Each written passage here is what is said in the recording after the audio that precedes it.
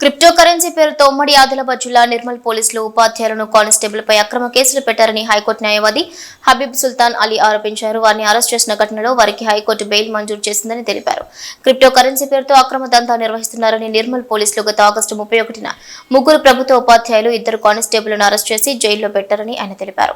Hyderabad Basheerbagh press club లో ఏర్పాటు చేసిన సమావేశంలో ఆయన మాట్లాడుతూ క్రిప్టో కరెన్సీని కొనుగోలు చేసి వచ్చిన లాభాలతో 30% ట్యాక్స్ చెల్లించాలని కేంద్ర ప్రభుత్వం పేర్కొంది. ఇది అక్రమం ఎలా అవుతుందని ఆయన ప్రశ్నించారు. ముగ్గురు ఉపాధ్యాయులను, 2 కానిస్టేబుల్ను అక్రమంగా అరెస్ట్ చేసి అరెస్ట్ అయిన 5 నెల రోజుల పాటు జైలులో ఉన్న పోలీసులకు ఎలాంటి ఫిర్యాదులు రాలేదని, ఈ విషయాన్ని హైకోర్టు ప్రశ్నించిందని, అందువల్ల ఈ 5 గురువారం బెయిల్ మంజూరు చేసిందని ఆయన వెల్లడించారు. నిర్మల్ పోలీసులు అత్యుత్సాహం ప్రదర్శించారని, సుమోటోగా కేసు నమోదు చేసి 5 అరెస్ట్ చేస్తారని, ఈ 5 ఉద్యోగం పోయి అటు పరువు పోయి తీవ్ర మనోవేదనకు గురవుతున్నారని ఆయన తెలిపారు. నమస్తే అండి, మీడియా మిత్రులందరికీ స్వాగతం. నా పేరు సుల్తాన్ అలీ. నేను తెలంగాణ హైకోర్టులో అడ్వకేట్ గా ప్రాక్టీస్ చేస్తున్నాను. సో పేపర్స్ కూడా మనం ఒక న్యూస్ చూసామండి. సో యూబిట్ కాయిన్ దందాపై ఫోకస్ అని, అలాగే సార్లు అంటే నిర్మల్ పోలీసులు మొత్తం ఈ కుంభకోణంలో టీచర్లు, ప్రధాన ఉద్దేశం టీచర్లు ప్లస్ ప్రభుత్వ ఉద్యోగులు కావాలి. నేను తెలంగాణ హైకోర్టులో అడ్వకేట్ గా ప్రాక్టీస్ చేస్తున్నాను. సో మీడియా మిత్రులందరికీ స్వాగతం. ముందుగా మనం గత 30 రోజుల నుంచి అన్ని న్యూస్ ఛానల్స్ లోను, అన్ని న్యూస్ పేపర్స్ లోను, ఎలక్ట్రానిక్ అంటే ప్రింట్ మీడియాలో చూస్తున్నాం అండి. యూబిట్ కాయిన్ దందాపై ఫోకస్ అని, దాని తర్వాత సార్లు అటెన్షన్, టీచర్లంతా పరారీ. సో యూబిట్ కాయిన్ పై అతిపెద్ద ఫోకస్ జరిగింది. క్రిప్టో యాప్ల దుకాణాలు బంద్. దాని తర్వాత సో బిట్ కాయిన్ హవాలా నడుస్తుంది. ఇది ఒక ఎన్నో వేల కోట్లు, రకరకాలుగా కాయిన్ 2.0 అని రకరకాల న్యూస్లతోటి 31/8/2020న నిర్మల్ పోలీసులు కొంతమంది టీచర్స్ పైన ప్లస్ కొంతమంది ప్రభుత్వ ఉద్యోగుల పైన BNS section 318, 316, 61+2 Telangana state depositors and financial establishment act కింద అరెస్ట్ చేయడం జరిగిందండి. అరెస్ట్ చేసి వాళ్ళందరినీ రిమాండ్ తీసుకున్నారు. సో పోలీస్ కస్టడీ కూడా జరిగింది. 35 రోజులు రిమాండ్ ఉన్న తర్వాత వాళ్లతోటి అంటే ఈ కంప్లైంట్ ఏదైతే ఉందో ఒక కంప్లైంట్ కూడా రాలేదండి. ఒక కంప్లైంట్ రాలేదు. పోలీసులు కూడా ఈ కేసుని సుమోటాగా తీసుకుని రిజిస్టర్ చేసి ప్రభుత్వ ఉద్యోగులను అరెస్ట్ చేయడం జరిగింది. అయితే నిన్న హైకోర్టులో వాదోపాదాలు జరిగిన తర్వాత ఫస్ట్ వాళ్ళకి బెయిల్, జిల్లా కోర్టులో బెయిల్ డిస్మిస్ అవడం జరిగింది. హైకోర్టులో బెయిల్ వేసిన తర్వాత కోర్టు ఒకటి అడిగిందండి క్లియర్ గాను, ఈ 35 రోజుల విచారణలో ఒక కంప్లైంట్ అని వచ్చిందా? సుమోటగా తీసుకున్న దాంట్లో ప్రజల నుంచి ఒక కంప్లైంట్ అని వచ్చిందంటే ఒక కంప్లైంట్ కూడా రాలేదండి.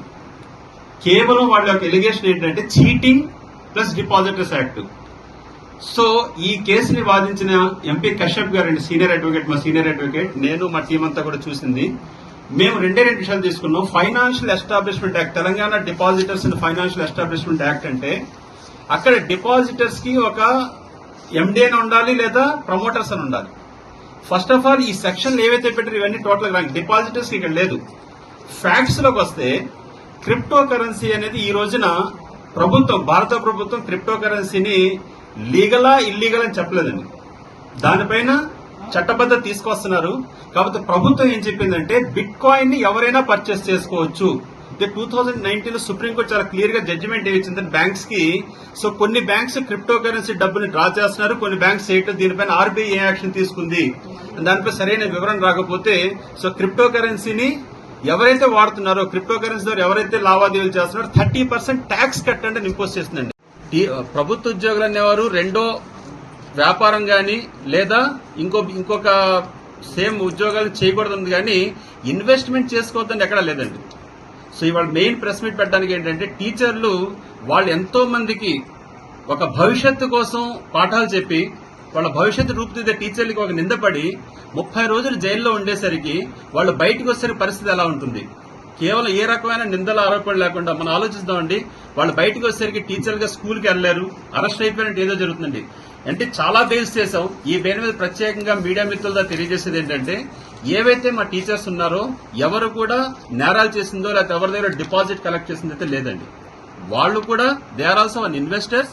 వాళ్ళ ఉద్యోగాలు ఏవైతే దాచుకున్న డబ్బులతోటి వాళ్ళు ఒక క్రిప్టో కరెన్సీస్ కొనుక్కున్నారు. క్రిప్టో కరెన్సీలు ఏవైతే లాభాలు వచ్చాయనుకో, లాభాలు వస్తే as per the government of India, as per the income tax act they will pay the taxes. So the surprising thing is 34 days they are in the judicial custody ఉన్నారండి. 34 days లో పోలీసులు చాలా విచారణ చేసి పేపర్స్ లో రకరకాల అంటే ఇదిగో అంటే అదిగో ఏదో హవాలా జరిగిపోతుంది ప్రజల్లో కూడా దాన్ని ఒక రకమైన కన్ఫ్యూజన్ తీసుకెళ్లారు. దానివల్ల ప్రత్యేక మీడియా పెట్టి మేము మిమ్మల్ని ఏదో క్రిప్టో కరెన్సీ కొనుక్కోమని ఇంకోటి కాదు, మా టీచర్లు ఏవైతే ఉన్నారో వాళ్ళు కూడా they are also one purchasers అండి. ఇంకొకటి as per the consumer protection act, ఇప్పుడు దీంట్లో కూడా డైరెక్ట్ సెల్లింగ్ లో ఏదైతే ఉందో కన్స్యూమర్ ప్రొటెక్షన్ యాక్ట్ ప్రకారం కూడా దాన్ని ఏమన్నా ఒక వస్తువు కొనుక్కోవడానికి ఎవరైనా కొనుక్కోవచ్చు. వస్తువులు ఏమైనా లోపాలు వస్తే డిపాజిట్ ట్యాక్స్ కాదండి, కన్స్యూమర్ ప్రొటెక్షన్ యాక్ట్ దాని మీద వేసుకోవాలి. ఇవన్నీ కాకుండా మా టీచర్స్ ని అన్యాయంగా కేసులు చేసిన తర్వాత మాకు సంతోషం.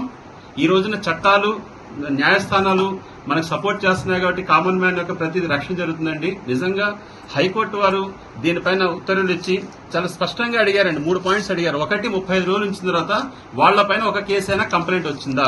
No. As on date there is no single complaint against the teachers. The case was taken under suo moto. There is allegation that there are 2,000 crore scam, there are 5,000 crore scam, there are 10,000 scams.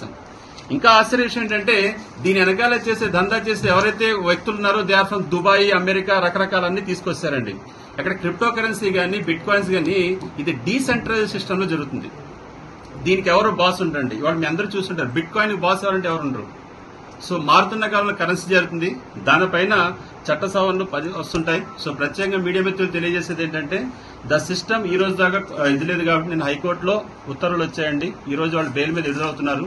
So మా యొక్క ఏదైతే అమాయకత్వాన్ని మేము కూడా investigation విషయాన్ని తెలియజేయడానికి media మిత్రులు ఈరోజు సమావేశం పెట్టడం జరిగింది. దయచేసి ఈ విషయాన్ని అర్థం చేసుకుని టీచర్స్ మళ్లీ వాళ్ళు వస్తే వాళ్ళు మళ్లీ పాఠాలు